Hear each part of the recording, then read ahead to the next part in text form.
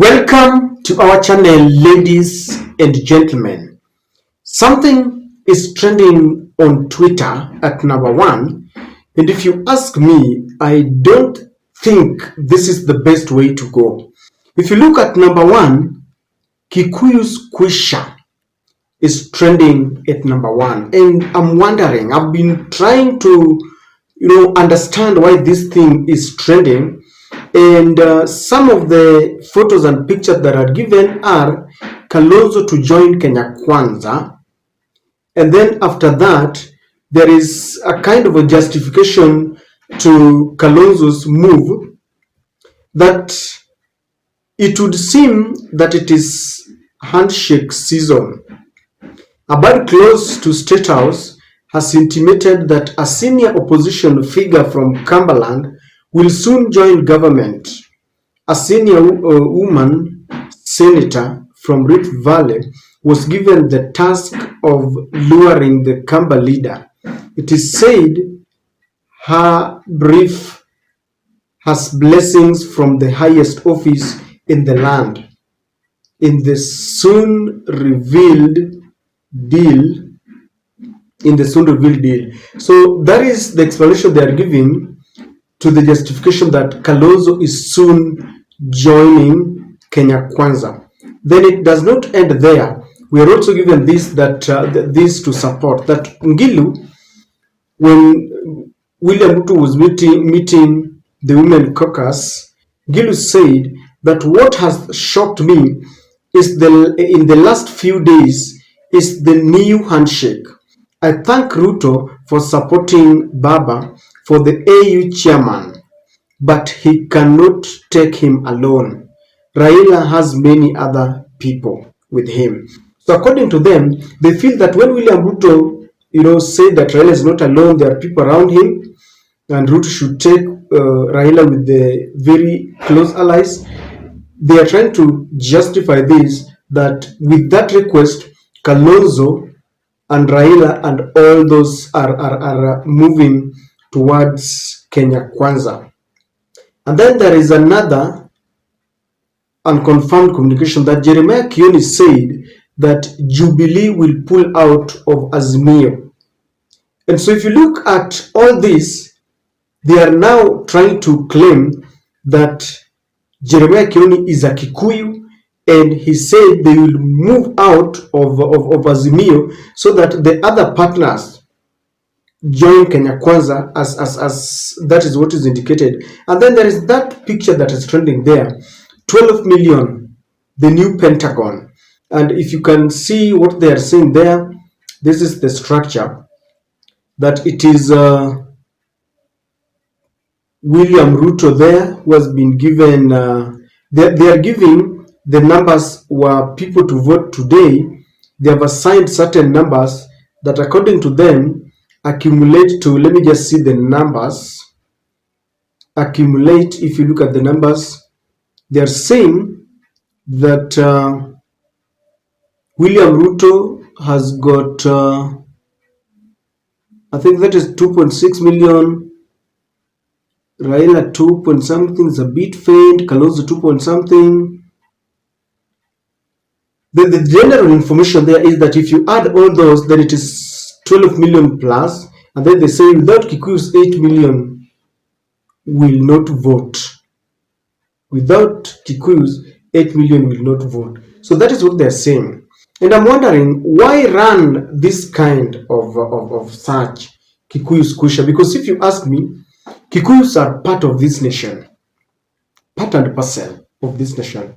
They also contribute a lot to our economy, to our politics, to our social life and everything. They are mostly businessmen. But then I got an answer, because before I explain the answer, one thing that we really must shun and avoid and discourage people is stereotyping a particular ethnic group. You know that our politics is ethnic based, and we tend to vote aligning to our siblings and our brothers and tribesmen. And that is why such kind of searches and trends are coming. Number one, People are reflecting the manner in which Uhuru Kenyatta warned Mount Kenya not to vote for Kenya Kwanza. But they did, and they did overwhelmingly. They sang Hatupangwingwi. That is one thing that is very clear. They were very happy. In fact, there is this joke that the celebration was so much enormous compared to Rift Valley, where the presidential candidate was coming from. If you ask me, it's their right. If the other side had won, there would have been even much more celebrations. In fact, that one would have been electrifying. And the reason why sometimes I want Raila to become president is the kind of celebration that you can see. So people are saying that there was much celebration. Is it bad to vote for a particular candidate? It's not bad, it's not wrong. But then what makes it curious and very interesting is that they are now regretting why. They regret the policies. Even after getting into power, they were still behaving in a manner to suggest that they are, better Kenyans than others. Not only them, but those who voted for William Ruto. Do you remember how their parliamentarians voted for the Finance Bill 2023? Then a few months down the line, they now regret the levies on avocado, and the Rigathi Gachagua is leading that part and is saying they want to talk to William Ruto so that they can withdraw that levy. It prompted Arion Cheruiyot to say it is either free lunch for all of us or we pay, because Arion Cheruiyot is saying that from Rift Valley, their farmers pay their dues and the levies. So that kind of regret is what makes Kenyans now start searching, and they are saying that if they are not careful, they are going to be left alone according to this mathematics, which I know cannot happen, or not cannot happen in politics. You don't say it cannot happen, but I don't think it is happening. Because if you see Kalonzo is, if you ask me, preparing to lead the opposition now that Raila is going to the African Union Commission. Number two, Rigathi Gachagua is a leader who I think must be advised. Rigathi Gachagua is a potential president in this country. In the absence of William Ruto, the whole country is left in the hands of Rigathi Gachagua. With all the strengths and weaknesses that he has, he is the second in command. Should Ruto die, God forbid, he automatically takes over for 90 days as preparations for an election, takes place. And so Rigathi Gachagua should try and behave in a manner that is commensurate to his stature. He keeps on telling people that this is a government of shareholders, leaving out those who did not vote for them. One fundamental principle of a leader is that once you have been elected, you now embark on embracing all Kenyans in terms of appointments, revenue allocation, projection of national projects.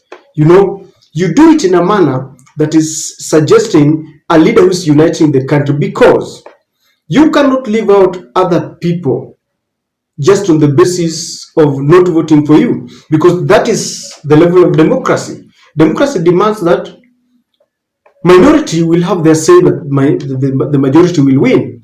Once you have won and you've been sworn into office, then you now become a father figure. No wonder that office is called a symbol of unity.